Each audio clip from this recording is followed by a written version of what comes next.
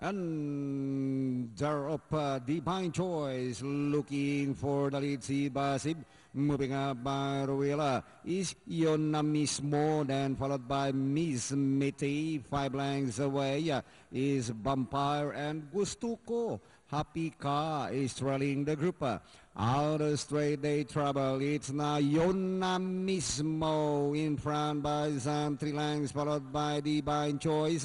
5 lengths away in third. Sibasib alongside Miss Miri. Vampire moving up by the wheel Pipa. Down the half mile they travel. Yona Mismo by only half a length. Divine Choice. Now the outside, inside the last 600. Yona Mismo hanging on with a half length lead, followed by Divine Choice. And 5 lengths away now, Vampire. Gustuko, Happy Ka is coming home to now as they reach the final turn with Yona Mismo and Divine Choice. It's still Yona Mismo, Divine Choice on the outside. Yona Mismo running by the wheel, Divine Choice on the outside. Yona Mismo, Divine Choice on the outside. Yona Mismo, Divine Choice. It's Yona Mismo, Divine Choice, and finally Yona Mismo.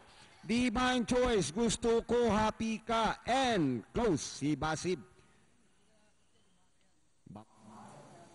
May photo tayo naman for fourth, but the clear winner